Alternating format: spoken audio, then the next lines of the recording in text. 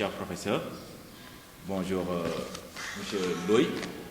Donc, nous sommes encore là tout simplement pour parler, comme on a l'habitude de le faire, de la littérature, plus précisément sur les exercices littéraires.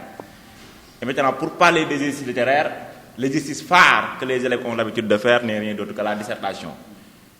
Et aujourd'hui, je suis à côté de moi, monsieur Fall et monsieur Ndiaye, qui vont essayer tout simplement de parler sur la notion de la dissertation. Donc, sans pour autant plus tarder, je vais essayer tout simplement de laisser la parole à monsieur Fall, d'abord de se présenter. Donc, monsieur Fall. Voilà, bonjour, monsieur Wade, bonjour, monsieur Ndiaye, mon collègue, et bonjour. Alors, je vous remercie d'abord. Je me présente, je m'appelle monsieur Fall, donc je suis professeur de lettres au lycée El Fab de Louga. Donc, vraiment, j'aimerais aussi remercier la télévision Info 15, n'est-ce pas, qui est sur le net, qui fait vraiment un très bon travail. Et vraiment, nous sommes là aujourd'hui en compagnie de mes deux collègues pour parler, n'est-ce pas, d'un exercice littéraire très prisé par les élèves, qui est la dissertation. Donc nous sommes là dans un contexte un peu particulier, puisque vous êtes sans savoir qu'aujourd'hui, l'humanité est menacée par la pandémie du Covid-19, qui fait que le système éducatif est paralysé. Donc nous sommes là pour donner aux élèves l'opportunité, n'est-ce pas, de réviser ce qu'ils ont déjà vu en classe. Donc je vais laisser M. Ndiaye. Voilà.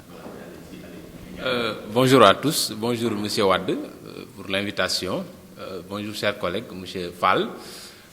Avant tout, je voudrais d'abord parler de l'importance, c'est-à-dire pourquoi nous, en tant que professeurs, nous avons décidé ensemble de parler de la méthodologie de la dissertation littéraire. Vous l'avez dit tantôt, d'abord le contexte déjà où nous sommes est difficile. Les écoles, on les a fermées, n'est-ce pas? Les élèves sont chez eux.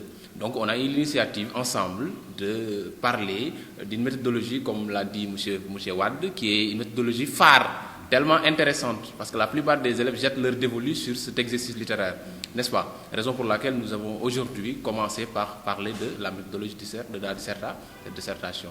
Donc je vous rends la parole. Voilà, merci beaucoup M. Fall, merci beaucoup M. Ndiaye. Voilà, donc on a tout à l'heure parlé de la dissertation. Donc M. Ndiaye, voilà. Qu'est-ce que la dissertation, voilà? C'est quoi la dissertation, M. Ndiaye? Alors je crois que c'est M. Fall, hein? Alors je vais commencer à parler. Donc vraiment, c'est une question, je peux dire un peu ramassée, un peu laconique, mais bon, nous allons essayer, puisque je vous rappelle qu'ici, aujourd'hui, on va parler de la dissertation littéraire. Puisque la dissertation, n'est-ce pas, c'est un exercice qui se fait dans presque toutes les matières, n'est-ce pas, en histoire, en philosophie, en géographie. Mais nous, ce qui nous intéresse, n'est-ce pas, c'est la dissertation littéraire. D'abord, on va dire que vous avez dit que la dissertation est un exercice scolaire, parce que ça se fait à l'école. Depuis la classe de 4e, je crois, 3e, les élèves commencent à être initiés à l'argumentation, c'est-à-dire à la dissertation. Et maintenant, une fois en seconde, première et jusqu'en terminale, les élèves vont faire pas des dissertations classiques, mais des dissertations littéraires. Ça veut dire c'est une réflexion qui va se spécifier, n'est-ce pas, uniquement sur la littérature. Donc c'est important de le dire. Alors maintenant, la dissertation, n'est-ce pas, c'est un exercice littéraire, c'est un exercice en tout cas comme le commentaire de texte, comme le résumé de texte. Mais sa particularité, c'est que c'est un exercice qui est très prisé par les élèves. Tout à l'heure, je l'ai dit, c'est-à-dire les élèves aiment disserter. Maintenant, voilà, mais aussi c'est un exercice qui fait beaucoup de dégâts au baccalauréat. Donc c'est très important que les profs de lettres, n'est-ce pas, insistent là-dessus pour permettre aux élèves vraiment en tout cas d'anéantir, de minimiser le plus possible les dégâts que l'exercice peut faire. Donc, c'est-à-dire que c'est un exercice, ça c'est évident, très délicat. Pourquoi? Parce que ça demande vraiment une maîtrise de la langue française. Donc ça, c'est très important de le dire. La dissertation se distingue d'abord de la narration. Parce qu'en classe de 4e, 3e, bon, 6e, 5e, 3e, jusqu'à 3e, les élèves ont l'habitude de faire les réactions, la narration. Et la narration, c'est un texte en tout cas qui est ouvert. On demande à l'élève de raconter le voyage que vous avez, raconter le baptême de votre sœur. L'élève est libre n'est-ce pas? C'est un texte ouvert de dire ce qu'il a vu, ce qu'il a entendu, etc. Alors qu'une fois au lycée, on va vous dire que vous allez faire une dissertation, vous allez disserter. Ça veut dire que donc le texte que l'élève va produire, contrairement au cycle moyen, c'est un texte restreint. Pourquoi? Parce que l'élève va faire un raisonnement, une réflexion critique, n'est-ce pas, sur une question. Je veux dire le sujet, on va en revenir tout à l'heure. Donc la dissertation, c'est un exercice qui se distingue de la narration. Pourquoi? Parce qu'il est restreint, n'est-ce pas? Elle est restreinte, excusez-moi. La dissertation est un exercice qui est restreint, parce qu'on demande à l'élève de délimiter sa réflexion par rapport à un sujet donné, par rapport à une question, par rapport à un problème. N'est-ce pas? Je l'ai dit tout à l'heure, c'est un exercice qui demande la maîtrise de la langue. Parce que si on ne maîtrise pas bien une langue, je vois mal, des fois, comment on peut raisonner dans cette langue. Donc, ces exigences, parmi ces exigences premières, c'est d'abord la maîtrise de la langue française. Mais aussi, je l'ai dit tout à l'heure, c'est un travail de réflexion.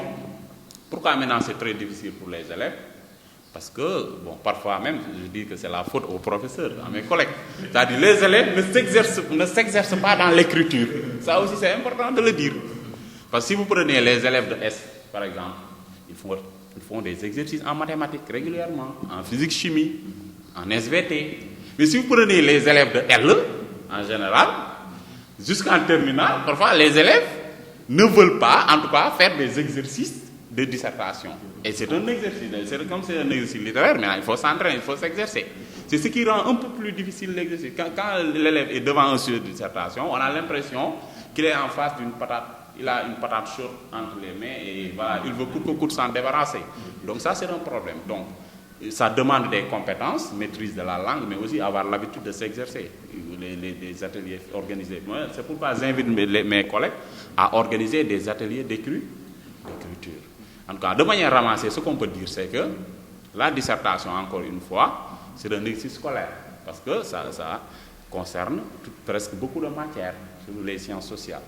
Mais en littérature, ce qui nous intéresse, c'est la dissertation littéraire qui a ses exigences, qui demande une parfaite maîtrise de la langue française, mais aussi qui exige une certaine capacité intellectuelle de l'élève. Pourquoi? Parce que dans cet exercice, l'élève doit pouvoir raisonner, n'est-ce pas, analyser, argumenter, faire appel à des arguments, n'est-ce pas, à des idées, pour pouvoir convaincre le correcteur. Parce que le seul but l'objectif de la dissertation, c'est que l'élève doit convaincre. Alors, doit convaincre qui? Vous allez me dire le professeur, le correcteur. Et le correcteur, ce n'est pas n'importe qui. Ce n'est pas n'importe qui. Donc, l'élève doit avoir des prérequis. Et maintenant, ces prérequis-là, ce sont les leçons que l'élève a vues en classe devant le professeur. Ce sont les recherches particulières qu'il a faites. Ce sont ce qu'il a lu, les œuvres au programme, etc., qui constituent en fait le matériau, n'est-ce pas, qui permet à l'élève de pouvoir convaincre. Donc voilà ce que je peux dire par rapport à la définition de l'exercice. Merci beaucoup, M. Fall, d'avoir bien expliqué la notion de la dissertation. Mais je vais essayer tout simplement de donner la parole à mon collègue M. Ndiaye, de revenir encore sur la définition encore de la dissertation, comme M. Fall l'a si bien fait tout à l'heure, et de parler aussi sur les compétences de la dissertation. Voilà, monsieur. Je vous remercie, M. Wade. M. Fall l'a presque bien dit. Donc, je vais faire tout simplement. Je vais répondre un tout petit peu d'abord sur ce qu'il a déjà dit. Parce que nous, on a l'habitude déjà, avant de commencer cette méthodologie, de revenir sur la définition. Parce que la définition, déjà, elle est essentielle. On ne peut pas faire une méthodologie sans au moins mettre les élèves dans le bain. C'est-à-dire dans le contenu d'abord de l'exercice. Raison pour laquelle on a tendance déjà, moi en tout cas, personnellement, je dis que la dissertation, déjà, c'est une démonstration logique. Pourquoi logique? Parce que cela requiert une certaine logique. Et il faut oser le dire. Une dissertation qui n'a pas de cohérence, ce n'est pas une dissertation. Déjà, la consigne, nous le connaissons tous. Dans une dissertation, déjà, on demande de faire 3 parties, n'est-ce pas? Donc, il y a une démonstration qui est logique. Mais cette démonstration aussi interpelle les connaissances d'un élève. C'est-à-dire, ça interpelle d'abord l'esprit de l'élève. Mais dans quel but? Dans le but de tester, est-ce que d'abord, l'élève que j'ai proposé un sujet de dissertation, est-ce qu'il a des bagages littéraires? Est-ce que ce dernier a des outils? Est-ce que ce dernier d'abord connaît les paramètres à respecter pour maîtriser d'abord la méthodologie, n'est-ce pas? Pour maîtriser, je veux dire bien entendu la la dissertation, n'est-ce pas? Donc, la deuxième chose que je peux évoquer, c'est que Fall l'a déjà dit, c'est-à-dire la maîtrise de la langue. Généralement, c'est ça le bas blesse même.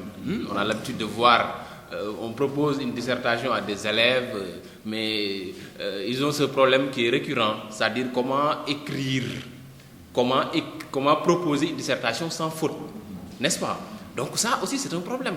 Et tout cela d'abord s'explique. Parce que d'abord, la plupart d'entre eux ne maîtrisent pas la maîtrise, ne maîtrisent pas, autant pour moi, la langue, n'est-ce pas? Et comme j'ai l'habitude de le dire, pas ironiquement, mais je dis que pour que nous ayons une phrase, il nous faut 4 composantes. 4 composantes, je peux dire, en quelque sorte. Je dis aux élèves que déjà, il y a un élément essentiel, c'est la délimitation. Des fois, vous voyez dans les dissertations, les élèves qui écrivent, mais ils ne délimitent pas leurs phrases. Quand je dis la délimitation, je mets l'accent, je veux dire, à la ponctuation, qui est un élément essentiel, n'est-ce pas? Après, j'ai l'habitude de dire que la ponctuation, il nous faut aussi de la mélodie. Il faut que d'abord les phrases soient mélodiques. Mais vous voyez d'abord des phrases qui sont presque désordonnées, où à un certain moment, même le professeur d'abord ne comprend pas d'abord ce que vous voulez dire. Parce que Fall l'avait dit tout à l'heure, il faut convaincre le professeur, il faut convaincre. Un homme de lettres que vous devez convaincre. Donc cela requiert une certaine connaissance, n'est-ce pas? Et le troisième élément, peut-être pour finir un peu, c'est d'abord la syntaxe. Oui. L'élève doit insister beaucoup d'abord sur la construction des phrases. N'est-ce pas? Et il y a plusieurs manières de construire une phrase, mais l'essentiel c'est que, en tout cas, il ne faut pas faire des ruptures syntaxiques, parce que déjà ça peut porter préjudice. N'est-ce pas? Après la syntaxe, j'ai l'habitude de dire que, en tout cas, faites de telle sorte que d'abord votre dissertation ait un sens. Et cela revient à la sémantique. La sémantique aussi qui est un élément essentiel d'abord dans une phrase.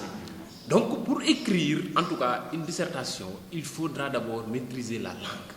Il faudra maîtriser les outils d'écriture. N'est-ce pas?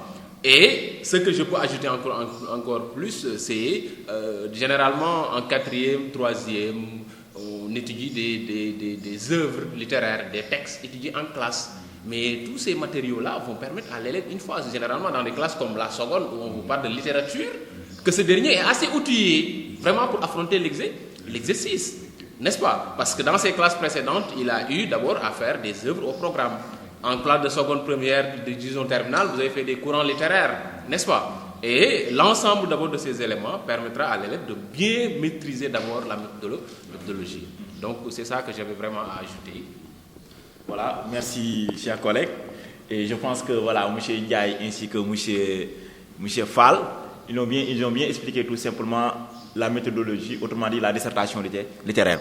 Mais M. Ndiaye, bon, je voudrais tout simplement brocher quelque chose, M. Fall. C'est que, quelle est la différence entre la dissertation en classe de 3e et la dissertation au lycée? C'est-à-dire la dissertation au cycle moyen et la dissertation au lycée. Parce qu'il y a beaucoup d'élèves, les élèves de 3e nous regardent, et ensuite les élèves de terminale aussi nous regardent. Mais aussi quand quelqu'un voit qu'on a des méthodologies de la dissertation littéraire, là ça dit que ça concerne tout simplement le cycle secondaire. Mais maintenant pour aider un tout petit peu, pour embrasser un tout petit peu la méthodologie de la dissertation dans le cycle moyen, maintenant qu'est-ce que vous avez tout simplement à dire? Voilà, juste pour 2 minutes seulement, après on continue. Oui, effectivement, donc quand on parle de dissertation, tout simplement, ça ne se limite pas seulement au cycle secondaire, puisqu'on va dès la classe de 4e, on commence à initier l'élève à la dissertation. Mais la seule différence, c'est quand on parle de dissertation littéraire, cela concerne les élèves, n'est-ce pas, qui sont au cycle secondaire, la seconde, première, terminale. Pourquoi? Parce que la dissertation, le sujet sur lequel l'élève va apporter une réponse, ou bien le sujet sur lequel l'élève va réfléchir, c'est un sujet d'ordre littéraire. C'est-à-dire, ici, on évolue la capacité intellectuelle de l'élève maintenant par rapport à la littérature, par rapport aux connaissances requises en littérature. Alors, au premier cycle, bon, il disserte, l'élève doit convaincre le correcteur. Mais en général, on donne l'élève, on demande, on exige à ce que l'élève, n'est-ce pas, réfléchisse sur un sujet de culture générale, d'ordre général. Par exemple, on peut parler du chômage, on peut parler de l'insécurité, pourquoi pas, on peut parler du Covid-19, etc. Donc ce sont des sujets larges. Alors que quand l'élève vient au lycée, le sujet devient restreint. Pourquoi? Parce que ça se limite tout simplement dans le champ de la littérature. Donc ça, c'est très important. Alors maintenant, au premier cycle, vous allez me dire que 4e, 3e, l'élève n'a pas cette aptitude intellectuelle très développée. Donc c'est pourquoi la dissertation au premier cycle, parfois, c'est beaucoup plus simple. D'ailleurs, même on utilise des termes très simples, parfois, qui ne disent rien, absolument rien. Il y a beaucoup de professeurs qui... Alors, l'élève de 4e, 3e, on lui dit que, dans l'introduction, bon, bien vrai qu'on n'en est pas encore là, on vous dit que vous allez amener le sujet. Cela veut dire quoi, amener le sujet? Vous allez poser le sujet. Vous allez annoncer le plan. Maintenant, une fois l'élève de première, l'élève de terminale, on peut ne pas lui dire amener le sujet. On peut utiliser d'autres appellations. On peut lui dire amorce du sujet. Parce qu'on considère que cet élève-là, vraiment, on va même parler de problématiques des fois dans l'introduction, on va en revenir. Donc, parce qu'on considère que c'est un élève aguerri. Pourquoi aguerri? Parce que voilà, il a eu des connaissances en littérature, une certaine culture littéraire. Il a fait pas mal d'études de textes, comme l'a dit monsieur Ndiaye. Il a fait des textes, des œuvres intégrales. Il a étudié des œuvres en classe avec le professeur, etc. Donc, il a cette aptitude beaucoup plus développée. Alors que l'élève de 4e, 3e, c'est de la dissertation, mais une dissertation beaucoup moins exigeante. Beaucoup plus simple, mais quand même, les parties vont encore revenir. Je ne peux pas les aborder parce qu'on n'en est pas encore là. Mais en tout cas, la seule différence, c'est que dans le cycle moyen, nous avons une dissertation qui est axée sur un sujet de culture générale, d'ordre général. Le chômage, l'insécurité, le banditisme, le Covid-19.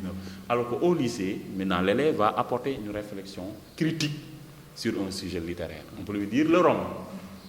On peut lui demander de réfléchir sur le roman. Parfois sur la littérature, la poésie. On ne peut pas sortir de ce carcan. Alors qu'au cycle moyen, vraiment, l'élève est libre. Oui, non, je vais peut-être, juste parce que déjà Fall l'a si bien dit, donc inutile de répéter, parce que déjà on sait la différence entre un élève de la 4e et la 3e et un élève qui fait la seconde première. Parce que déjà en seconde, déjà il y a l'initiation à la littérature, n'est-ce pas? Donc peut-être cela explique la raison pour laquelle on a l'habitude de dire la dissertation littéraire, n'est-ce pas? Donc je ne vais pas vraiment s'attarder, parce que déjà Fall l'a bien dit. Voilà, merci beaucoup. Voilà, donc merci beaucoup. Encore, monsieur Fall, avant qu'on entre sur les différentes parties de l'introduction, revenons un tout petit peu sur la manière dont le candidat peut analyser un sujet. Donc parlons, monsieur, quelles sont tout simplement les différentes méthodes que le candidat peut employer pour analyser un sujet, mais néanmoins aussi, il faut aussi parler tout simplement de ses composants, c'est-à-dire les composants tout simplement d'une dissertation. Voilà. Alors, j'ai l'habitude de dire à mes élèves, ils vont beaucoup en rire si par hasard ils me regardent, que disserter, ce n'est pas baratiner. Disserter, c'est argumenter, c'est pour convaincre. Si vous regardez bien, en général, les élèves de S sont plus forts en dissertation que les élèves de L. En tout cas, beaucoup de mes collègues ont fait ce constat. Mais on se demande pourquoi. Parce que la dissertation, on a dit, méthodologie. D'abord, donc, c'est de la méthode. C'est de la méthode. Donc, en tout cas, parfois la démarche, elle est un peu scientifique. Vous voyez? Donc, on ne peut pas, et malheureusement, c'est ce que nous voyons au bac ou bien dans les évaluations. Les élèves se jettent directement. Alors que quand vous avez un sujet, il y a ce qu'on appelle l'analyse du sujet. Il faut que l'élève s'approprie, n'est-ce pas, le sujet. Oui, s'approprie le sujet, excusez-moi. L'élève doit s'approprier le sujet. Ça consiste à quoi? Ça consiste à ce qu'on appelle l'analyse et la compréhension. On ne peut pas, on donne un sujet, vous lisez une fois et vous commencez à rédiger votre c'est possible. Il faut faire d'abord, on commence du plus simple au plus complexe, n'est-ce pas? Souvent, les professeurs ont l'habitude de dire à les élèves, avant de commencer la dissertation, il faut d'abord ce qu'on peut appeler le travail préliminaire. C'est le préalable, c'est-à-dire on part du plus simple au plus complexe. D'abord, si l'élève est devant un sujet, Moussa Ndiaye va beaucoup en parler. Moi, j'ai insisté sur les composants du sujet pour ne pas monopoliser. Alors, quand on donne un sujet à l'élève, il y a un travail préalable à faire que M. Ndiaye va étayer. C'est-à-dire que l'élève doit lire le sujet d'abord. Il doit essayer de donner, de découvrir en tout cas, c'est quoi le thème, c'est quoi le prédicat. M. Ndiaye va nous dire le thème, c'est que c'est le prédicat. L'élève doit souligner les mots les plus importants, il doit les définir, il doit reformuler, etc. Pour être sûr qu'il vraiment il a compris, pour être sûr qu'il a compris le sujet. Maintenant, par rapport aux composants d'un sujet, bon, en général, quand vous avez un sujet, il y a deux éléments obligatoires. Deux éléments obligatoires dans un sujet. Deux éléments obligatoires. D'abord, le sujet, en général, commence d'abord par ce qu'on appelle la pensée. Il y a ce qu'on appelle la pensée du sujet. En général, c'est une citation. On vous dit, Léopold Sédar Senghor affirme 2 points. La colonisation est un mal nécessaire. Donc, la colonisation est un mal nécessaire. C'est la pensée du sujet. D'autres l'appellent l'opinion du sujet. L'opinion du sujet. Cela veut dire que donc c'est la position du sujet. C'est la thèse du sujet. Ce que pense le sujet. Je ne sais pas si le sujet pense ou pas, mais en tout cas, c'est la position du sujet. Alors, maintenant, il y a aussi un autre élément que nous voyons c'est obligatoire, c'est la consigne. C'est la consigne, c'est-à-dire ce qu'on demande, ce qu'on attend de l'élève. Qu'est-ce que l'élève doit faire pour apporter une réponse, n'est-ce pas, au débat soulevé par la pensée. Parce que dans chaque pensée, dans chaque opinion, il y a un débat soulevé qu'on appelle la problématique.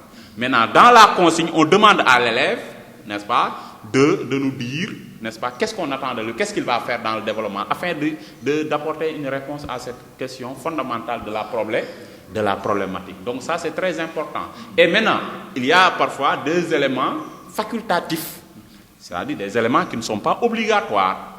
Dans un sujet, vous pouvez avoir ce qu'on appelle un contexte. Un contexte. C'est-à-dire, on peut dire Léopold Sédar Senghor, poète, qui est l'un des défenseur de la négritude, affirme. Poète, l'un des défenseurs de la négritude, ce qu'on appelle le contexte. On pouvait ne pas mettre ça, mais on essaie de replacer le sujet dans l'espace et dans le temps, dans un contexte spatial et temporel. L'autre élément facultatif, c'est le conseil. C'est le conseil facultatif, ce n'est pas obligatoire. Par exemple, on peut dire à l'élève, analyser ce sujet. Bon, aujourd'hui, on parle de conseil amélioré, on ne donne pas comme ça, mais c'est juste un exemple. Analyser ce sujet en vous appuyant sur des exemples littéraires précis tirés de vos connaissances littéraires, ou de votre culture littéraire.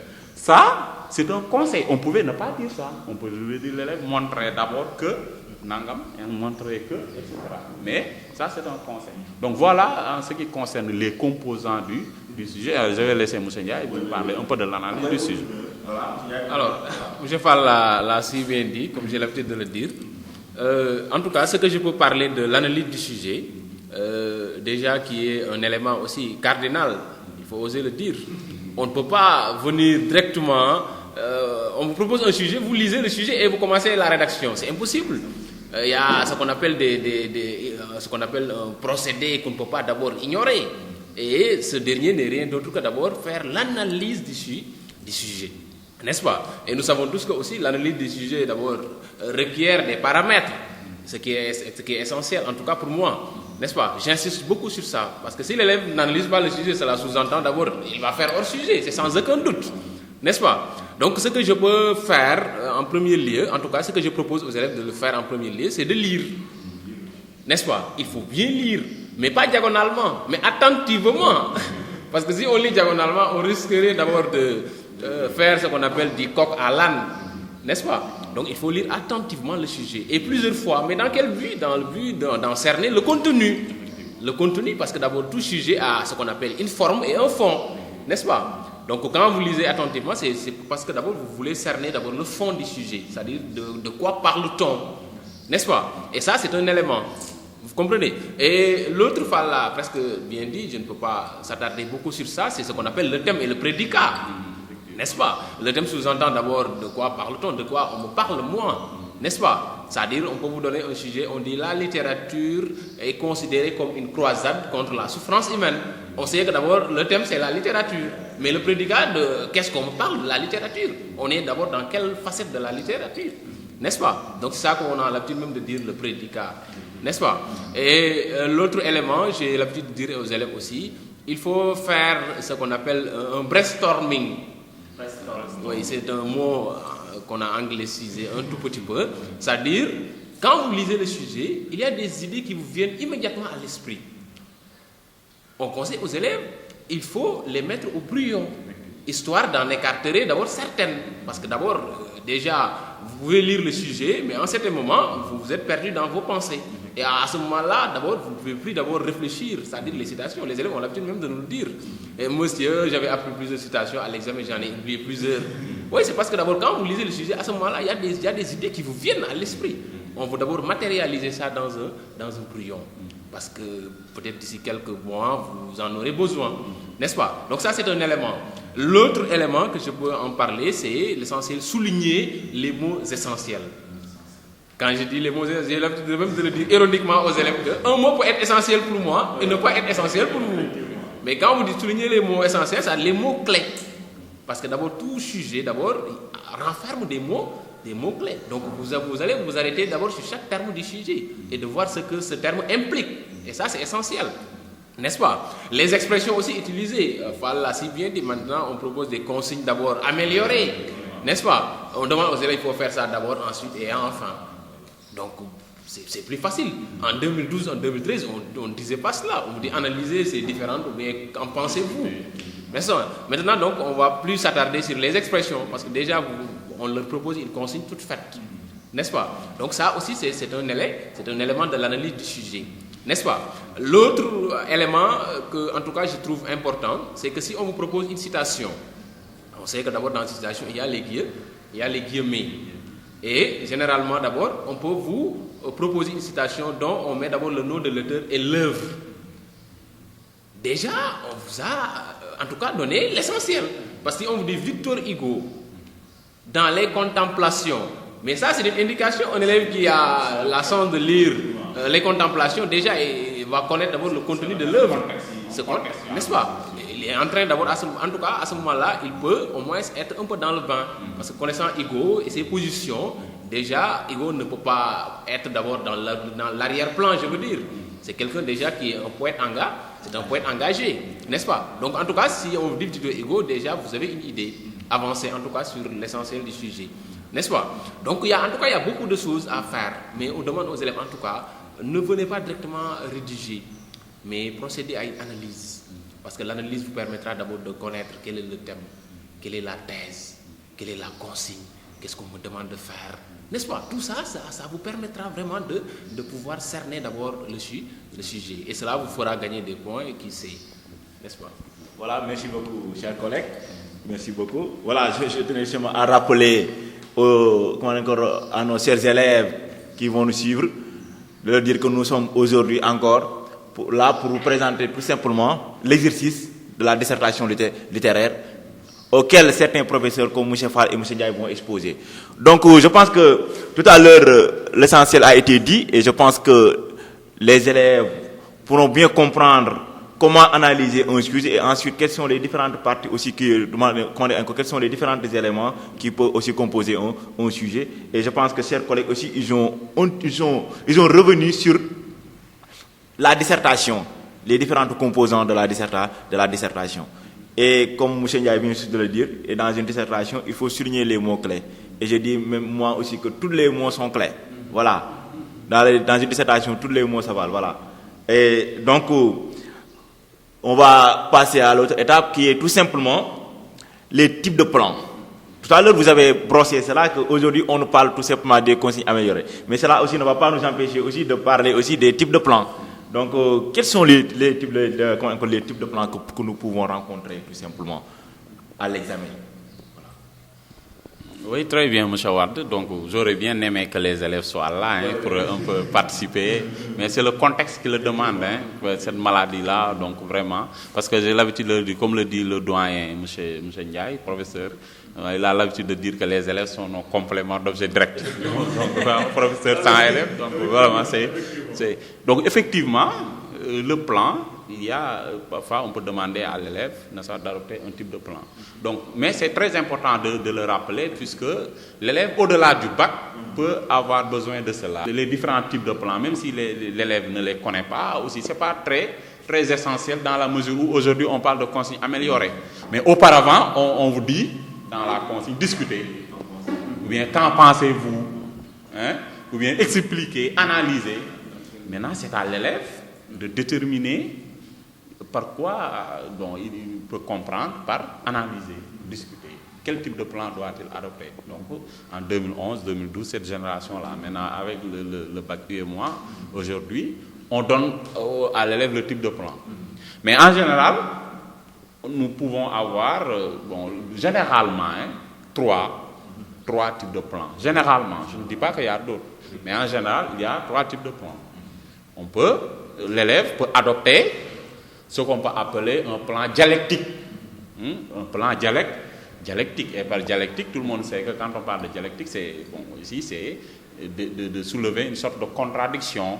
Et dans ce type de plan, on demande à l'élève de donner son point de vue, de donner son opinion.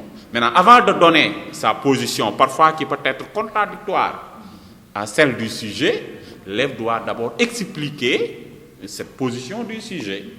Et maintenant, en général, quand l'élève a un sujet dialectique, un plan dialectique, excusez-moi, il y a des gens qui parlent de sujet dialectique. De plan dialectique, on l'appelle aussi plan critique. Je l'ai dit tout à l'heure que l'élève doit donner son point de vue.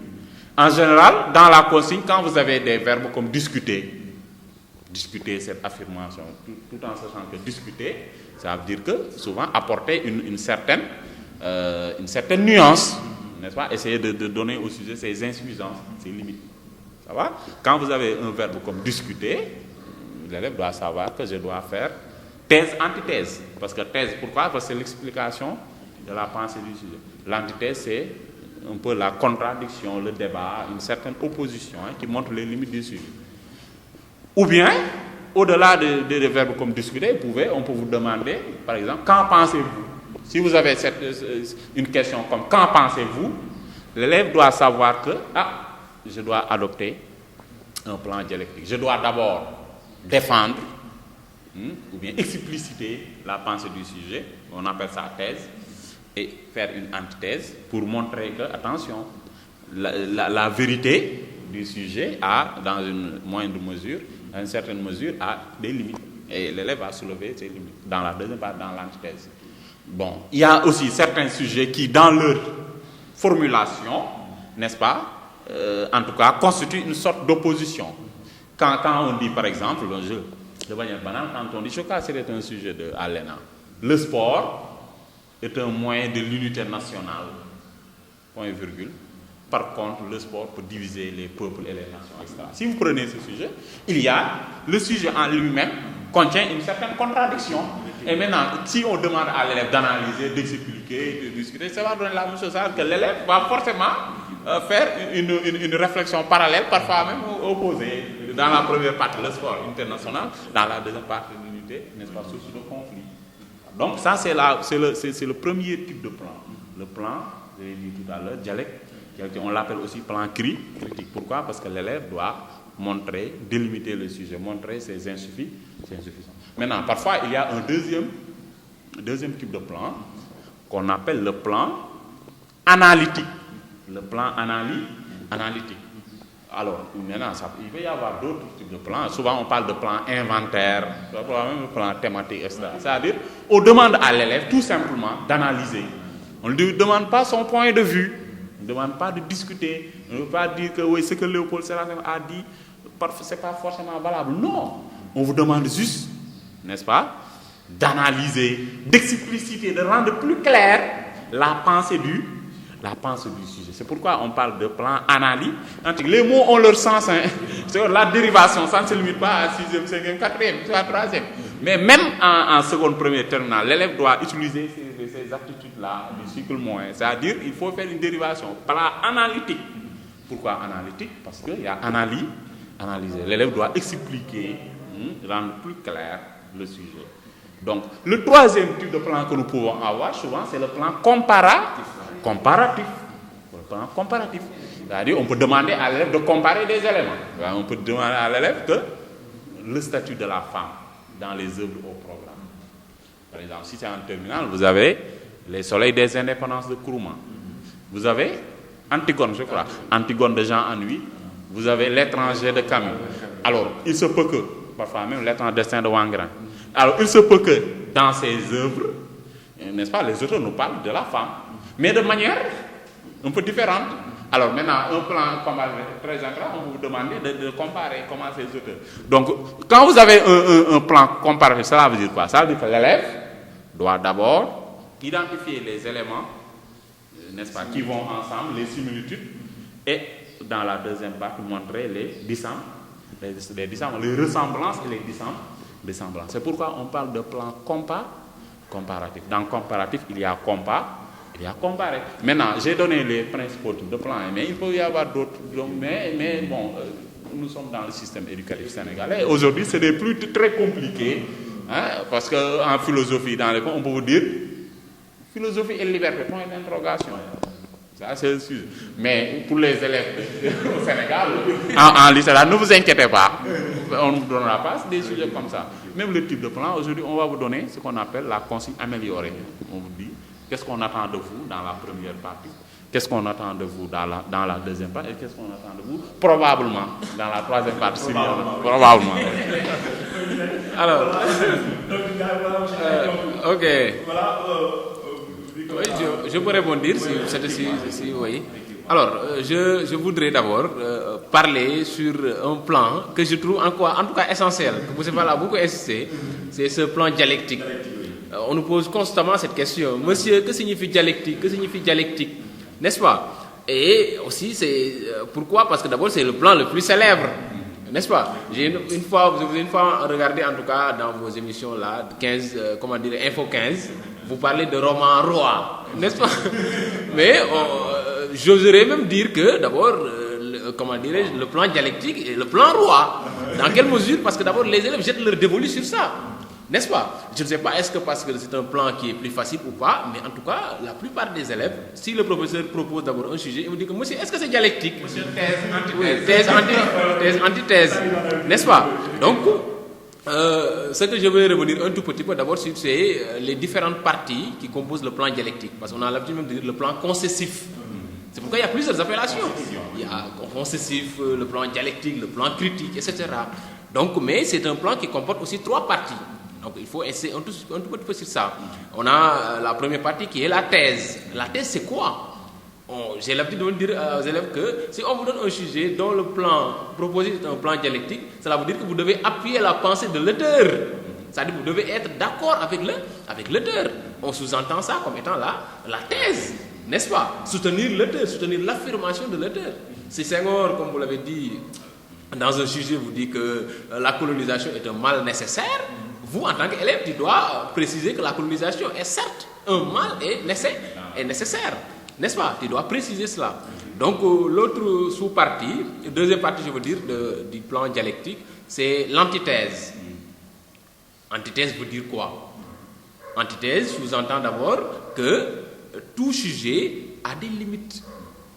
Vous comprenez? Et l'élève doit montrer les limites de l'affirmation. J'ai dit que la colonisation est un mal nécessaire. L'élève doit montrer d'abord les limites de l'affirmation. Et ironiquement, je le dis, il faut discuter, mais pas disputer. Les élèves ont l'habitude d'abord, quand on dit antithèse, ils pensent que d'abord c'est du rouleau. Alors que ce n'est pas ça. N'est-ce pas? On leur demande de discuter, c'est-à-dire de montrer les limites de l'affirmation. Donc on le sous-entend comme étant d'abord l'antithèse. La synthèse, déjà, on le dit, c'est le dépassement de la contradiction. C'est comme si on vous dit qu'il y avait une discussion, on vous dit d'abord, trouver un point de consensus. Vous comprenez? On vous dit la synthèse, c'est-à-dire qu'il faut dépasser la contradiction. N'est-ce pas? Peut-être le plan analytique, je vais un peu en parler, parce que déjà, tout plan a une construction. Le plan analytique, on a l'habitude de dire que d'abord, description, on nous dit illustration, commentaire. Ou bien on vous dit ça pour même, se retrouver sous, l'étude d'un enjeu, l'enjeu d'un problème. Bon, et à ce moment-là, on demande aux élèves de faire d'abord, comment dirais-je, cause, conséquence et solution. Donc tout ça sont des démarches que le plan analytique d'abord peut adopter. N'est-ce pas? L'autre type de plan, comme vous l'avez thématique, on le sait. On propose un sujet dont on vous demande d'étudier les différents types de thèmes. C'est à l'élève de trouver ne serait-ce que 3 à 4 thèmes, de les étudier de cette manière. Ça, de la construction et thème 1, thème 2, thème 3, n'est-ce pas? Donc après ça, le plan comparatif, on l'a si bien dit, étudier les points de similitude, les points de divergence et proposer une conclusion. Donc, même si maintenant on nous propose d'abord des plans, des consignes améliorées, mais n'empêche que le professeur a une obligation. Il doit revenir sur les différents types de plans. Voilà si bien dit. Voilà si bien dit. Oui, voilà si bien dit. Parce que déjà, je ne sais pas, en tout cas quand je faisais la terminale, on a fait les différents types de plans. Même si à cette époque, on ne proposait pas des consignes améliorées, mais maintenant, même au XXIe siècle, un professeur doit revenir. Il doit revenir sur les différents types de plans parce que l'élève va obtenir son baccalauréat et il va tenter des concours. Et dans ces concours-là, c'est très rare que vous voyez des consignes même améliorées. Voilà, si bien dit. N'est-ce pas? Donc, c'est un conseil général. On le demande à tous, il faut les faire. Parce que moi, j'ai des frères qui étudient, mais des fois, vous regardez dans le dissertation, il n'y a pas de différents types de plans. Et ça, c'est catastrophique, c'est cataclysmique même, je peux dire. N'est-ce pas? C'est catastrophique. Donc, il faut insister sur ça. C'est essentiel. N'est-ce pas? Donc, je vous rends la parole. Voilà. Donc, merci, M. Fall, M. Ndiaye.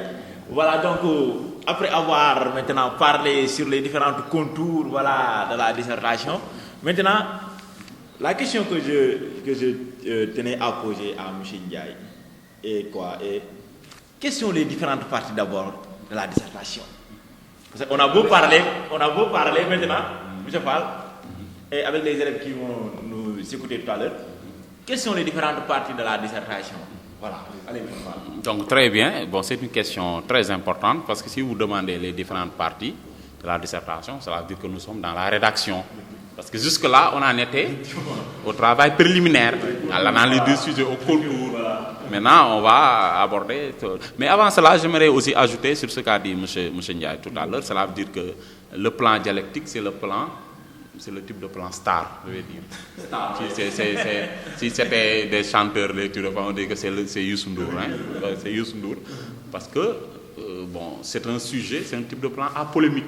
Que la dissertation, j'ai dit tout à l'heure qu'on mesure la capacité intellectuelle de l'élève, donc voir si l'élève a un raisonnement critique, etc. C'est pourquoi le plus souvent, au bac, on donne ce type de plan. Mais quand même, c'est pas toujours, c'est du souvent. Donc maintenant, pour revenir à votre question, les différentes parties de la dissertation, j'ai dit tout à l'heure qu'on a dit méthodologie, la méthode. Donc, c'est-à-dire une certaine structuration, une certaine organisation. On ne fait pas une dissertation n'importe comment. Tout ce qu'on vient de dire, c'est le travail préliminaire. Maintenant, pour la rédaction proprement, l'élève doit savoir qu'il y a une certaine structuration, une certaine organisation, il y a des parties. D'autres même, une certaine part d'étapes, les différentes étapes de la dissertation. Alors, la dissertation littéraire, comme presque tous les autres, a 3 étapes, on a dit 3 parties. D'abord, l'élève doit faire ce qu'on appelle une introduction, comme première partie, qui est une partie de présentation. Introduire. Ensuite, l'élève va faire ce qu'on appelle le développement. Il va développer. Dans le développement, il y a développé. La dérivation, elle est toujours importante. C'est-à-dire, les élèves veulent souvent chercher des complications, mais même souvent la réponse se trouve même au mot. Très bien, les mots. Il suffit d'analyser le mot. Développement, c'est la deuxième partie. Dans le développement, il y a développé. Donc ça sous-entend une certaine, en tout cas, forme beaucoup plus longue, parce que ça va être le porte-de-voix. On va en revenir.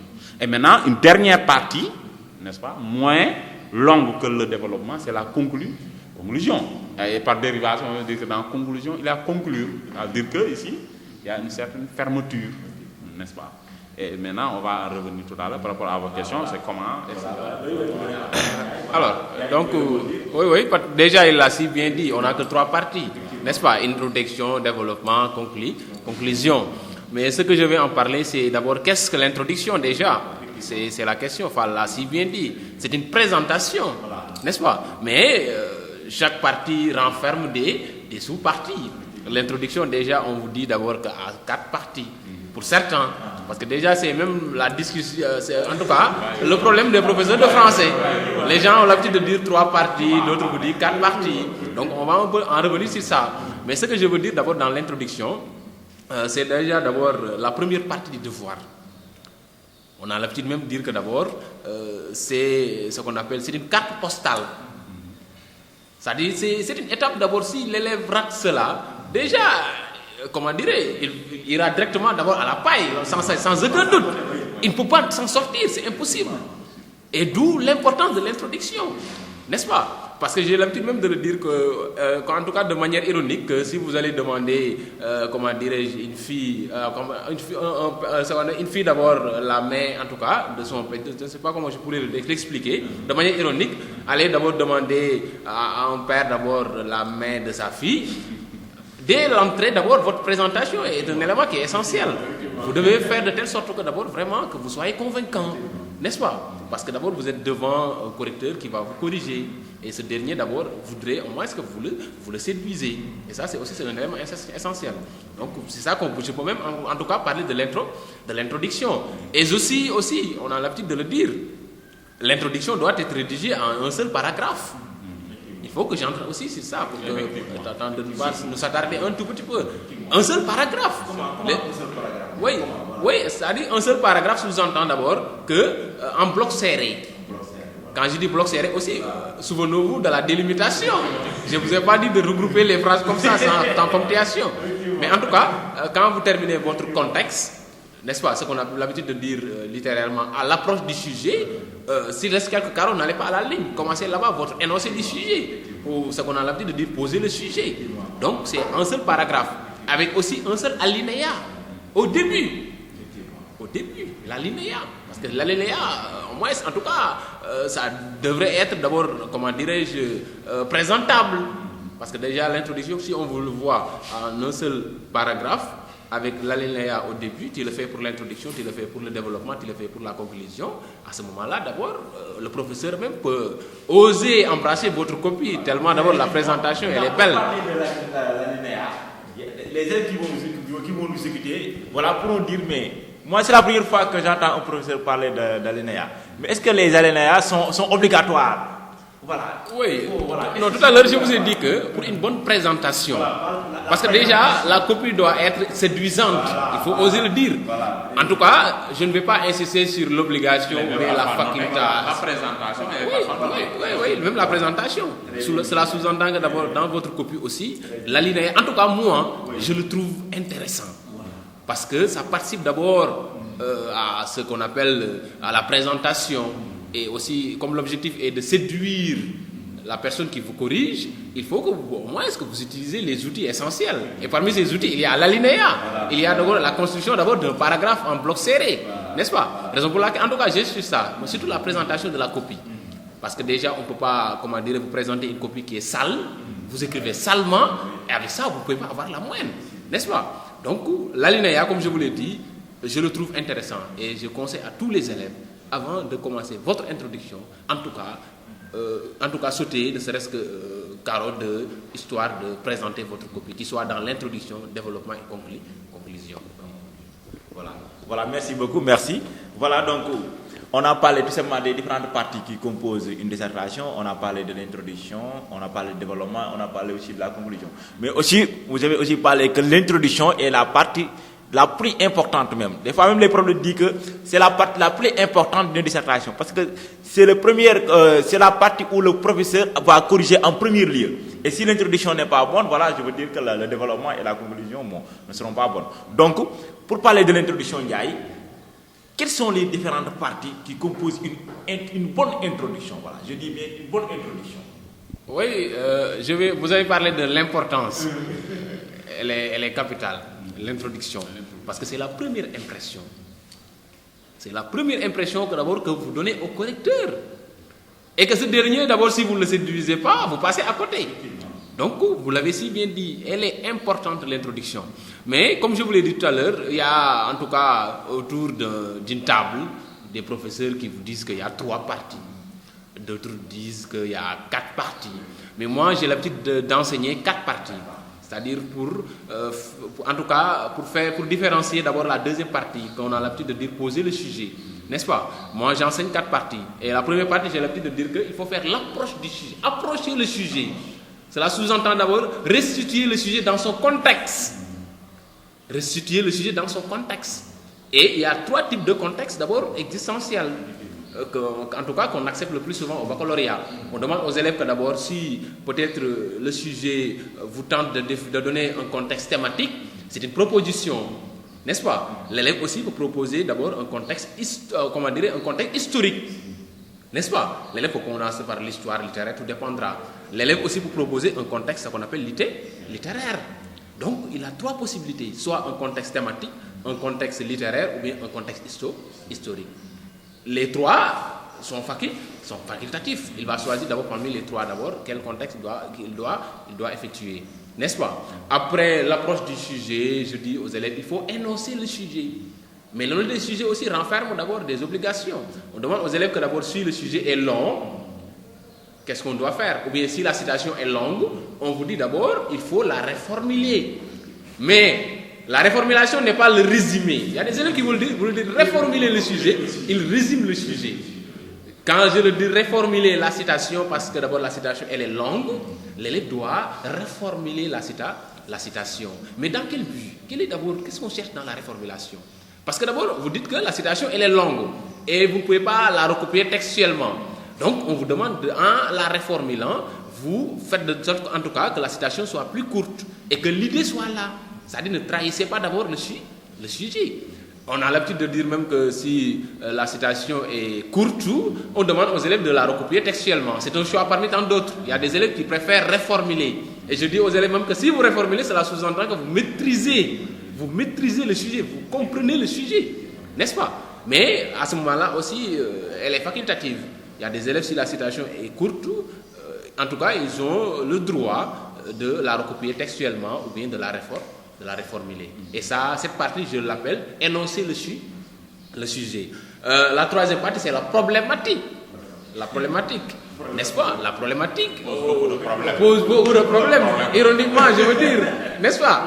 La problématique, déjà, il y a des élèves qui vont dire, mais monsieur, est-ce que la problématique, elle est facultative ou bien obligatoire? Je lui dis qu'elle est obligatoire. On ne peut pas faire une dissertation sans problématique. La problématique, vous allez dire de quoi je dois discuter. Vous comprenez? Parce que déjà, on vous dégager la problématique d'abord, c'est au moins revient un tout petit peu d'abord sur l'essentiel en tout cas de ce que vous avez dit. C'est-à-dire vous allez dégager le problème soulevé par le sujet. Et pour ce faire, d'abord, cette dernière doit être essentielle. Elle doit être posée. Mais j'ai l'habitude de dire aux élèves aussi qu'il y a 2 possibilités. Pour une problématisation, je demande aux élèves qu'il y a ce qu'on appelle des interrogations directes. Je le sous-entends que vous commencez votre problématique par un pronom interrogatif. Comment ou bien en quoi? Ça aussi, c'est une possibilité. L'élève peut commencer sa problématique par un pronom interrogatif. N'est-ce pas? L'élève aussi a la possibilité de commencer sa problématique par une interrogation indirecte. Nous nous interrogerons comment ou bien nous nous demanderons. N'est-ce pas? Mais l'essentiel, c'est vraiment de dégager le problème du sujet. Pose la question de savoir. Poser la question de savoir, elle est essentielle. Donc, en tout cas, les candidats, ils doivent respecter la méthodologie. Et l'élément central, l'élément clé, c'est la méthodologie. C'est, autant pour moi, c'est la problématique. N'est-ce pas? Et on a l'habitude de le dire juste après la problématique, il y a ce qu'on appelle la dernière partie, là où vous allez indiquer les lignes directives que vous devez suivre. C'est l'annonce du plan. C'est l'annonce du plan que vous allez vous trahir ou bien vous allez convaincre le correcteur. Parce que déjà, la consigne, on vous avait demandé de faire ça et de faire ça. Faire d'abord, ensuite, enfin, etc. Dans l'annonce du plan, on demande aux élèves d'abord, déjà avec les consignes améliorées, il y a des élèves qui recopient textuellement, d'autres reformulent. Mais l'essentiel, c'est de respecter ce qu'on vous a dit. N'est-ce pas? Et ça aussi, je le trouve essentiel. En tout cas, c'est ça que j'avais à dire. Peut-être je vais parler, Fall va parler un peu de ce problème entre les professeurs, troisième partie, etc. Ah oui, c'est un vieux débat. Mais aussi, c'est un débat passionnant. Hein. Nous sommes en littérature, donc voilà, il n'y a pas d'objectivité. Il y a la subjectivité. C'est ce qui rend intéressant même les sciences sociales. tels que l'histoire, la philosophie. Il y a toujours un vieux débat. Et ce débat-là, ce n'est pas seulement entre collègues du lycée. Jusqu'à la FASTEF, tous ceux qui sont passés par la FASTEF savent de quoi je parle. C'est les partisans de Samba Thiaré et de l'autre. Donc c'est un vieux débat et c'est passionnant. Mais moi, en ce qui me concerne, par exemple, quand je commence à faire l'initiation, la dissertation en classe de 4e, 3e, jusqu'en seconde, j'insiste pas trop. Je peux leur dire que l'introduction, c'est 3 parties. Parce que ce sont des enfants quand même. Hein? Ce sont des enfants. Parfois, ils ont le corps un peu dodu, un peu comme ça. Mais ce sont des enfants quand même. On leur dit que l'introduction, c'est 3 parties. D'ailleurs, même j'utilise les termes les plus simples, les plus élémentaires. Dans la première partie de l'introduction, on amène le sujet. Un élève comme Dodo va dire, on amène le sujet où? Voilà, amenez le sujet. Et dans la deuxième partie, on va lui dire, vous allez poser le sujet. Et dans la troisième partie, on va lui dire, vous annoncez le plan. Et par amener le sujet, on sous-entend, comme M. Ndiaye l'a dit tout à l'heure, amener le sujet. J'aime pas trop cette appellation. Maintenant, si c'est en première et en terminale, mais les élèves de première terminale, je ne vais pas leur dire que l'introduction c'est 3 parties, mais je vais leur dire que c'est 4 parties, parce que je suppose qu'ils ne sont plus des enfants. Je suppose que vraiment, ils ont un peu la maturité. Alors, dans la première partie, je ne vais pas dire amener le sujet. Parce que je raconte une anecdote. On avait demandé à un élève comme Dodo, il dit que le prof écrit un sujet au tableau, il dit amenez-moi le sujet. Et tous les élèves écrivent. Et lui, qu'est-ce qu'il fait? Il recopie le sujet. Le prof lui dit, mais vous là, qu'est-ce que vous êtes fou ou quoi? Je vous ai demandé d'amener le sujet. On dit que, mais monsieur, vous m'avez demandé d'amener le sujet est là, je l'ai amené ici. Ah, il n'a pas tort. Il n'a pas tort. Voilà. Donc parfois c'est un problème. Moi, j'aime pas toutes ces appellations. Maintenant, amener le sujet, qu'est-ce qu'on peut amener? Alors, je disais que si c'est en première en terminale, je vais parler de l'amorce du sujet. L'amorce du sujet. Et ça consiste à quoi? Ça consiste à trouver un alibi. Parce qu'on ne peut pas venir entrer directement dans le vif du débat. Mais l'élève doit trouver un alibi. Hein? Si vous volez quelque chose, vous allez trouver un alibi. Pourquoi vous le... Alors, donc, le thème du sujet, et pour trouver l'alibi, l'amorce du sujet, c'est trouver en quelque sorte un prétexte qui vous permet d'entrer le sujet, d'aborder le sujet. Alors, on peut partir de la définition du thème. On peut contextualiser, comme l'a dit. Il doit y avoir un contexte littéraire, un contexte historique. Hein? Pourquoi pas partir? Mais aussi, on peut partir même de la définition. Souvent, on dit la définition du mot-clé. Mais moi, je dis la définition du thème. Parce que mot-clé, parfois, on ne sait pas ce que c'est. Donc, la définition du thème. C'est pourquoi, dès le début, l'élève doit pouvoir identifier quel est le thème. Ça va? Donc cette partie-là, que ça soit en 4e, 3e, seconde jusqu'en terminale, c'est la même chose. Trouver une amorce du sujet. Moi, je n'aime pas trop, je ne le cache pas. Hein. Alors, la deuxième partie de l'introduction, Ndiaye l'a si bien dit, c'est poser le sujet. Alors, poser le sujet, cela veut dire que maintenant, c'est, voilà, d'aborder un peu le sujet. Ce que dit le sujet, clairement. Alors, maintenant, bon, on dit que si c'est une citation longue, on reformule directement, sans pour autant dénaturer le sens de la pensée, de la citation. On ne peut pas dire ceci et vous dites le contraire. Ça veut dire donc que vous n'avez pas posé, vous n'avez pas reformulé. Alors si la citation elle est courte, c'est ce que disent les collègues. On écrit directement la citation, plus une explication. Maintenant, reformuler le sujet, ça ne veut pas faire un résumé du sujet. C'est-à-dire dire ce que dit le sujet autrement. Donc il faut faire très attention. Vous ne pouvez pas avoir une citation longue, vous la reformulez et avoir une reformulation encore plus longue que la citation. Là, il faut faire très attention. Hein? Et maintenant, si c'est en 4e, 3e, directement ils vont attaquer la troisième partie, l'annonce du plan. Mais si c'est en première terminale, il faut ajouter une troisième partie qui est la problématique. La problématique, je vais le dire. Je dis ça à mes collègues, même en cellule. Des fois, c'est chaud entre les positions. Mais je vais dire que c'est l'épine dorsale d'une dissertation. Même à l'université, si vous voulez rédiger un mémoire ou une thèse de doctorat, je dis que vous allez présenter devant votre encadreur. Qu'est-ce qu'il va vous dire? C'est quoi votre problématique? Il ne va pas vous demander quel est votre plan. Mais quelle est votre problématique? C'est-à-dire, Dans problématique, il y a problème. C'est-à-dire problématique, c'est un problème latent. Latent, ça veut dire qu'il se cache. Parce que chaque sujet est une question qu'on pose à l'élève. Chaque sujet pose un problème, cache. Madame, problème bi day laqatu ci sujet bi. Élève bi moo ko war a laqati génne ko. Donc c'est une question. C'est l'épine dorsale. Parce que vous allez voir que le développement, c'est l'ensemble des réponses apportées à la question de la problématique.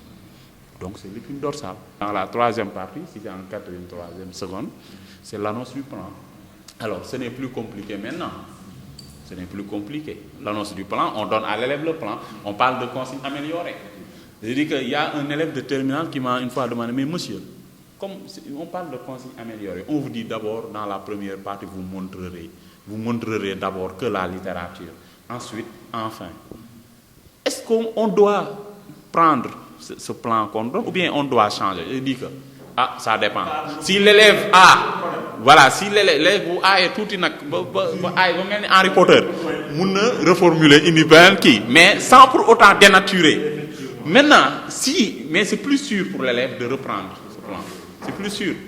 Parce que tous les élèves n'ont pas cette capacité maintenant de changer les choses. Parce que, attention aux mots. Le mot français est ingrat. Parfois, vous croyez que tel mot est synonyme de l'autre mot, alors qu'il y a des nuances très importantes. Donc, il faut faire très attention. Donc, voilà, en grosso modo, ce qui constitue l'introduction d'une dissertation, sans plus attendre. Voilà, bon, pour gagner du temps, vu que le temps nous est compté, on va épuiser le temps qui nous est donné. Donc, M. Ndiaye, on va parler du développement et de la conclusion ensemble. Voilà, on a bien parlé de l'introduction et que vous avez bien parlé sur les différentes parties qui composent tout simplement une introduction et je pense que les élèves vont essayer de bien comprendre tout simplement ce que le professeur M. Fall et M. Ndiaye a dit tout à l'heure.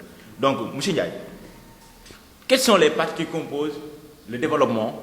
Ou bien je ne dis pas les parties qui composent le développement, mais c'est quoi un développement? Comment le candidat doit développer et comment aussi le candidat aussi doit faire tout simplement une conclusion? Voilà. Alors, le développement, déjà, c'est la deuxième partie du devoir, n'est-ce pas? Et ça, l'élève aussi doit, en tout cas, impérativement connaître cela.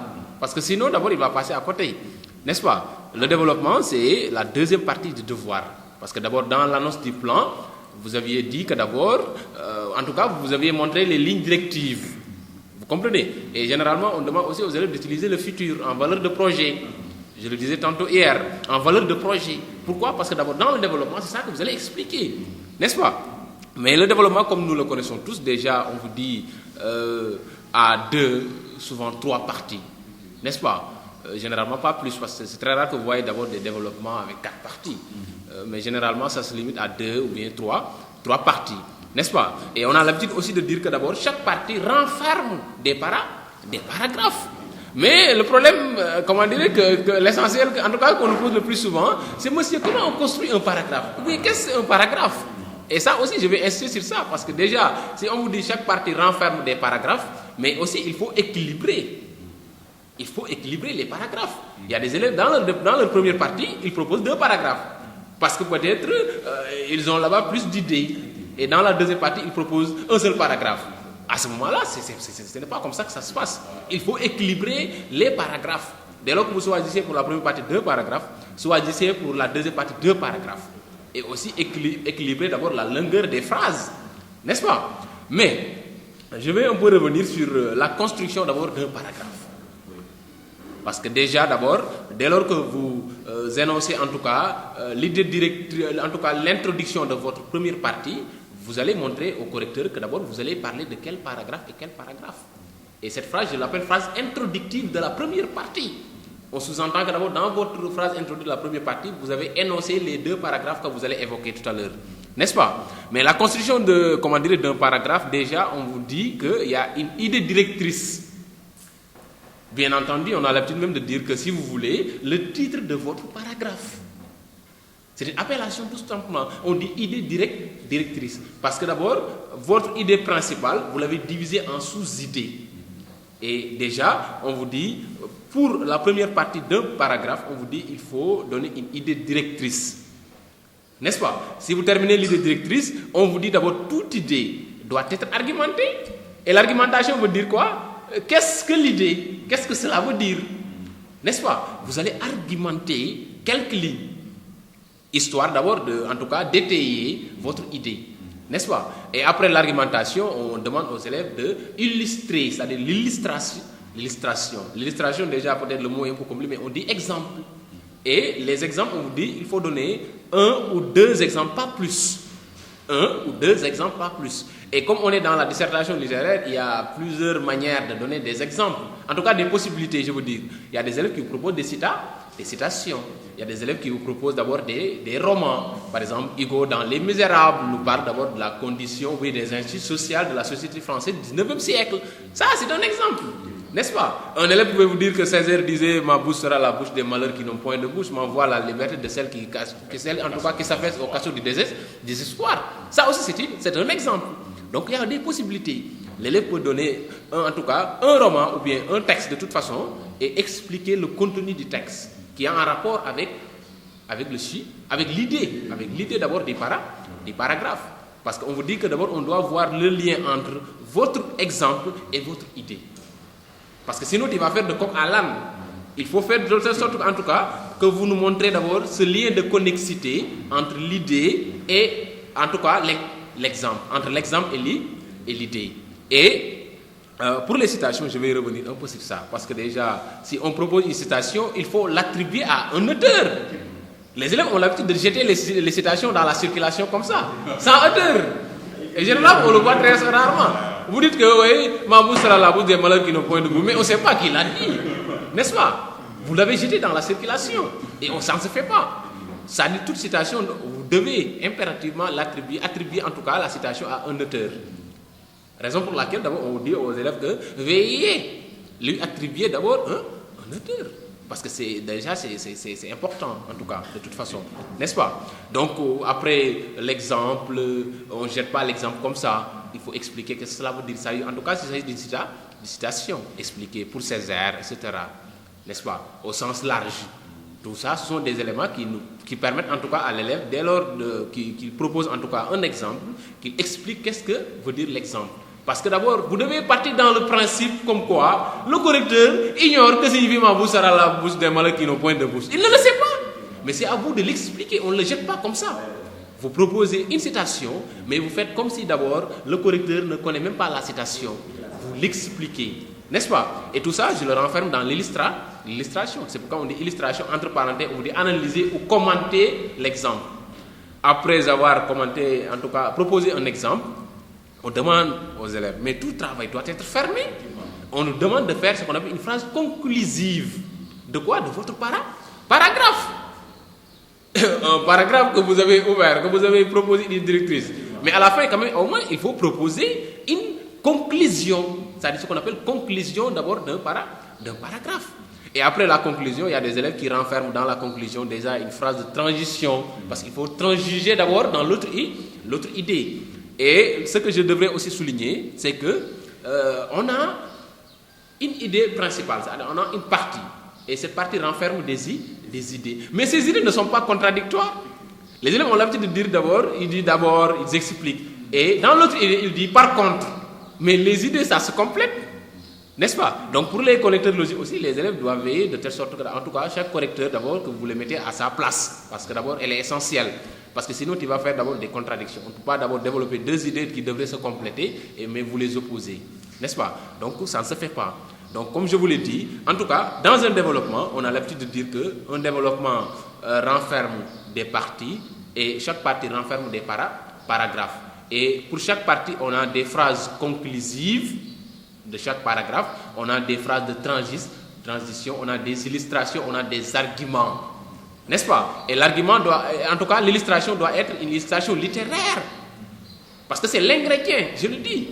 Je le dis d'abord, un plat de thieboudienne sans poisson, déjà c'est la cata. N'est-ce pas? C'est comme si vous dissertez sans citation, sans exemple littéraire. On ne sait même pas d'abord vous avez produit quel type de plat. Donc c'est l'ingrédient que d'abord l'élève doit en tout cas mettre dans le développement, histoire au moins que ça soit plus littéraire proprement dit, n'est-ce pas?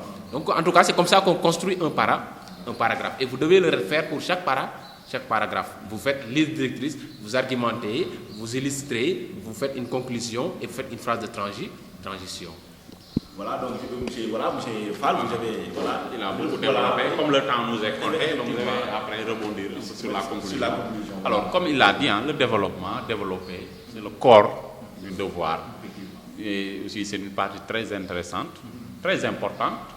Pourquoi? Parce que c'est l'ensemble des réponses qu'on va apporter à la question de la problématique. C'est là où on doit, en tout cas, étayer, c'est le mot que vous avez utilisé, on doit étayer, n'est-ce pas, les différentes parties du plan.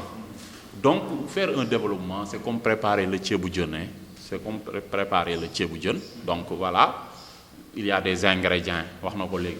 On met du sel, on met du jumbo. Je suis un peu gourmand, c'est pas un secret. On met du poisson. Il a parlé tout à l'heure des citations. On ne fait pas un développement n'importe comment. Un développement se fait en parties. Il y a différentes parties.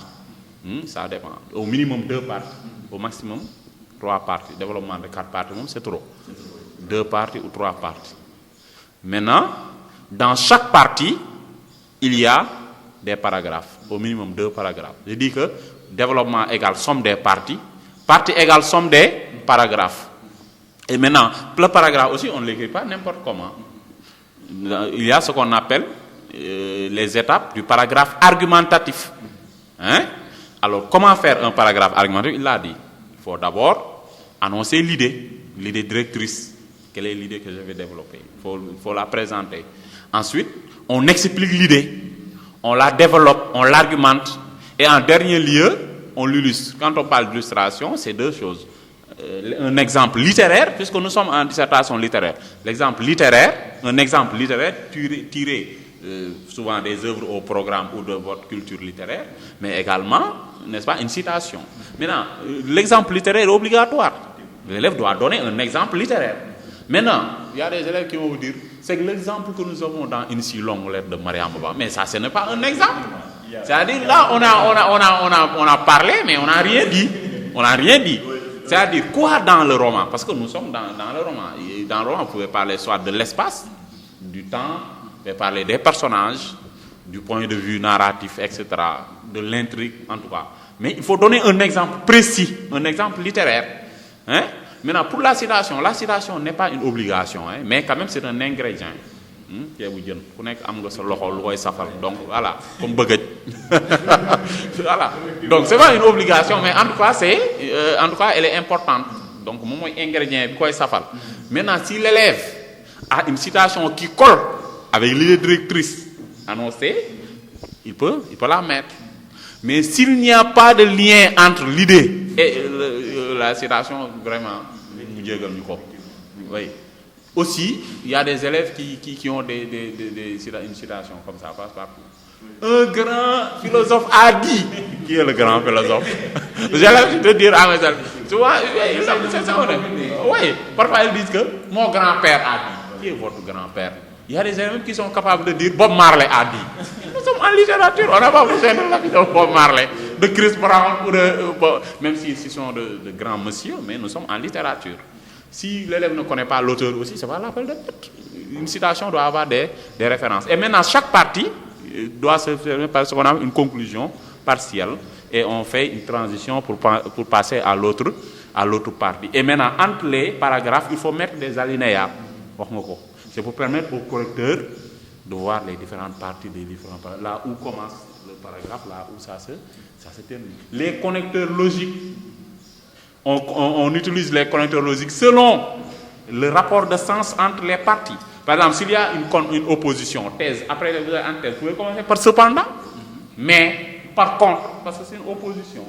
Ouais. Si vous avez un sujet analytique, après la en outre, pour montrer que ce que vous allez dire, ça complète ce que vous avez en première ligne.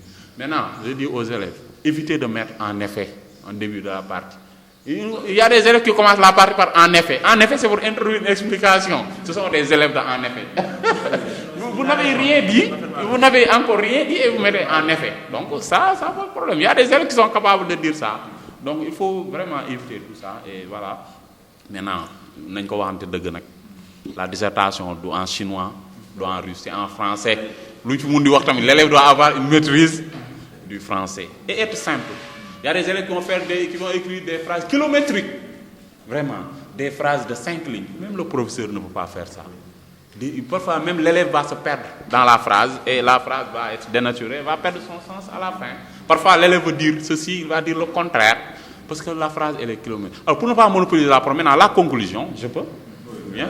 Alors, la conclusion, c'est l'étape de fermeture qui consiste généralement, pas toujours, en 3 étapes, mais obligatoirement 2 et probablement 3.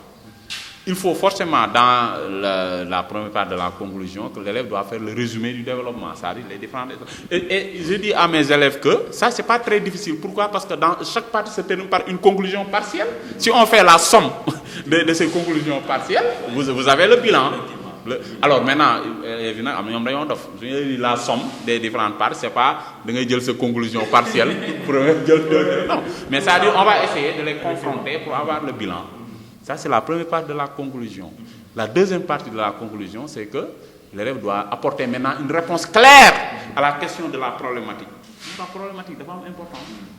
Même dans la conclusion, l'élève doit apporter une réponse claire, n'est-ce pas, à cette question de la problématique, ce qu'on appelle la prise de position. L'élève doit prendre position, doit donner une réponse personnelle, n'est-ce pas, à la question de la problématique, va donner son point de vue, le jugement personnel. Et maintenant, dans la troisième partie de la conclusion, qui n'est pas obligatoire, l'élève peut ouvrir ce qu'on appelle une perspective. Une perspective, cela veut dire que l'élève peut élargir. Si le sujet qu'il a traité est en rapport avec un autre sujet qui n'est pas encore traité, l'élève peut les relier sous forme de questions. Ou bien le sujet suscite encore un autre débat, l'élève peut dire ça sous une forme de question ou bien dans une déclaration. Mais en tout cas, élargir, c'est, n'est-ce pas, ouvrir une autre fenêtre, n'est-ce pas, repousser la réflexion vers un autre sujet. Mais ce n'est pas une obligation. Si l'élève ne voit pas le rapport entre le sujet et un autre, il peut s'arrêter aux 2 premières parties que j'ai dites. Donc voilà, c'est ça. Oui, on va juste terminer avec la conclusion, parce que déjà, tout travail, en tout cas ouvert, doit impérativement être fermé. Vous avez commencé dans l'introduction, vous avez parlé de développement. Quand même, le professeur attend une conclusion. J'ai l'habitude de dire que c'est peut-être la dernière partie, mais elle n'est pas la moins importante. La conclusion, c'est la dernière impression. Excusez-moi, il y a un élève qui me disait un jour que M. Wade, c'est un autre qui a dit, dans chaque chose, c'est la fin qui compte. Oui, voilà, si vous envoyez le repas. Non, même vous dites ça, vous dans le soupe vol. Oui. Parce qu'il y a le truc là. Il y a le truc là, oui. Donc, uniquement d'abord pour montrer vraiment l'importance de la conclusion. Et comme Fall l'a si bien dit, j'ai l'habitude même de dire aux élèves qu'il est conseillé. Avant de rédiger votre développement, dès lors que vous terminez votre introduction, vous pouvez rédiger au brouillon votre conclusion. Je l'explique de cette manière. Pourquoi? Parce que déjà, Fall, vous avez dit un bilan. Bilan de quoi? Dans votre première partie, dans votre introduction, vous avez annoncé 3 parties ou bien 2 parties. Donc ce que vous allez faire, ce qu'on appelle le bilan, c'est le bilan de la première, de la deuxième et de la troisième partie. N'est-ce pas? Donc, la raison pour laquelle j'ai l'habitude même de dire que d'abord, en tout cas, je demande aux élèves s'ils sont capables d'abord de rédiger au brouillon la conclusion avant le développement, ce serait bien. Mais j'ai dit au brouillon, histoire que si vous terminez votre développement, vous allez matérialiser votre conclusion dans la copie que vous allez rendre. N'est-ce pas? Donc, comme Fall l'a si bien dit, il y a le bilan. Le bilan, c'est d'abord cette phase récapitulative, n'est-ce pas, de différentes parties développées. N'est-ce pas? Alors, après le bilan, Fall l'a si bien dit, c'est une réponse à la problématique. C'est-à-dire votre point de vue. Parce que déjà, dans l'introduction, vous avez posé une problématique. Et l'ensemble de vos parties est une réponse à votre problématique. N'est-ce pas? Dans la conclusion, on vous dit donnez un point de vue. Mais les élèves ont l'habitude de dire que pour moi, on ne peut pas dire pour moi, on vous dit utiliser des tournures impersonnelles. Il me semble, ou bien, il semblerait que, ou bien il faut croire que, on sous-entend que d'abord c'est nuancé. Donc c'est pourquoi on leur propose même de proposer en tout cas des tournures impersonnelles. N'est-ce pas? Bien vrai que d'abord, c'est à ce moment-là, vous donnez votre opinion personnelle, mais on préfère des tournures impersonnelles pour ne pas dire moi. Parce que le jeu est Aïssa, ou bien le moi est Aïssa dans une dissertation. n'est-ce pas? On a l'habitude de dire aux élèves ils ou bien peut-être nous, mais pas, comment dirais-je, n'est-ce pas? C'est parce que déjà le travail, même si c'est vous qui le faites, d'abord déjà, on ne peut pas dire que d'abord c'est un travail qui est tellement personnel. En tout cas, vous ne devez pas vous impliquer dans la dissertation, vous ne devez pas laisser vos traces, vos impressions, n'est-ce pas? Alors, donc la troisième partie, Fall l'a dit, elle est facultative, c'est l'ouverture. Donc, on demande uniquement aux élèves, en tout cas, d'orienter le sujet dans un autre débat. Mais, attention aussi, là, il y a un problème. Il y a des élèves qui vont orienter un sujet dans un autre débat. Ils parlent de littérature, de la fonction militante, de la fonction didactique, de la fonction esthétique. Au lieu de faire ouverture, en tout cas sur la fonction évasive, ils préfèrent le faire sur la science. Parce qu'on les a dit ouverture. Attention! Dès lors qu'on a la possibilité, en tout cas, de rester dans le champ littéraire, restons d'abord, en tout cas, dans ce champ littéraire. C'est délicat. N'est-ce pas? C'est pourquoi d'abord l'ouverture, déjà, elle est facultative. Mais en tout cas, c'est bien de faire une ouverture. Cela sous-entend que vous avez vraiment maîtrisé la méthodologie, vous avez maîtrisé votre dissertation. Ok. Voilà, donc, merci beaucoup, cher professeur. Vraiment, je vous remercie, voilà, de votre sagacité, voilà, intellectuelle, parce que la manière dont vous avez parlé sur la dissertation, je dis que les élèves qui vont nous regarder tout à l'heure, je pense qu'ils vont bien comprendre tout simplement quels sont les éléments qui composent une dissertation.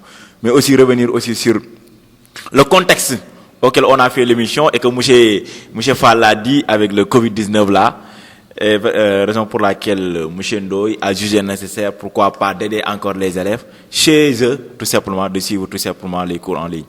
Mais avant de terminer, je vais vous donner tout simplement la parole de dire votre dernier mot, M. Fall. Voilà, merci. Alors, mon dernier mot, c'est vraiment de remercier Info 15. Vous faites un travail vraiment impeccable, un travail parfait. Surtout le contexte où nous sommes, pour les élèves, ce sont des enfants. Ce sont nos commandes d'obsèques, mais ce sont des enfants. Parfois, bon, une fois à la maison, il y a la paresse qui les tente. Donc, c'est bien, il y a beaucoup qui ne révisent même pas. Donc, de faire ces genres d'émissions, tous les élèves sont connectés sur le net. Donc, on fait ces genres d'émissions, ils regardent de manière simple, on les explique.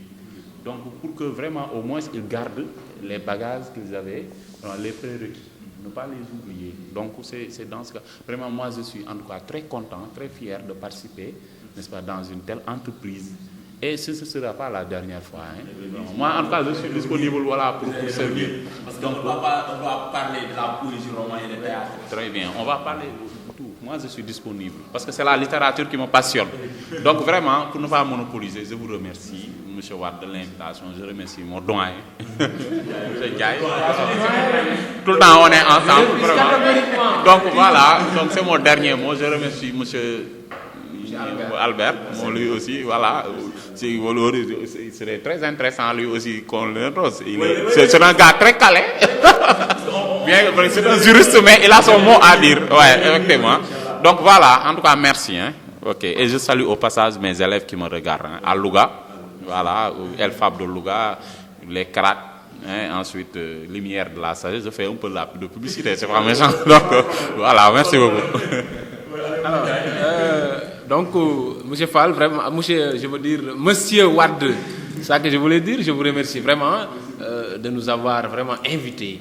Parce que déjà, des gens qui sont amoureux de la littérature, en tout cas des exercices littéraires, vous les invitez en leur demandant d'abord de parler de la dissertation. Déjà, en tout cas, quand je l'ai su, ça nous a beaucoup passionnés, n'est-ce pas? Donc, je vous remercie. Je remercie vraiment Info 15. Et je demande aux élèves vraiment de jeter d'abord, en tout cas, de regarder cette émission parce qu'en tout cas, nous le trouvons essentiel. Parce que déjà, la dissertation, déjà, c'est l'élément fondamental. Un élève peut avoir des bagages littéraires, des citations, mais s'il n'a pas cette maîtrise de la méthodologie, il passe à côté. Donc d'abord, les deux, en tout cas, vont ensemble. Il faudra maîtriser la méthodologie et compléter ça avec vos bagages littéraires. Donc je remercie Info 15, je remercie notre frère Marcel qui est venu avec nous. Donc je remercie tout le monde. Je remercie d'abord peut-être les écoles privées auxquelles j'enseigne, comme Émergence, il y a Babel, Yenentemam Ibrahima, etc. Les apprenants, n'est-ce pas? Donc je remercie tout le monde et je vous remercie M. Wade. Moi je suis Lougotois. Voilà, M. Fall, voilà. Donc merci chers téléspectateurs, merci aussi chers auditeurs. Bon, nous sommes là aujourd'hui pour parler tout simplement de la méthodologie de la dissertation et que comme les professeurs l'ont dit, prochainement maintenant, ils vont revenir un tout petit peu sur la poésie, ou bien le roman, ou bien le théâtre, ou bien aussi sur les deux autres exercices littéraires, vu que aussi on a largement le temps, et que je vais terminer aussi par la citation d'André Gide, qui parlait tout simplement sur la langue française, lorsqu'il disait que la vraie vie, la vie en fait découverte, éclaircie, la service, c'est la littérature. Voilà, donc, merci encore, cher professeur, merci, cher auditeur, merci aussi, cher Info 15. Voilà.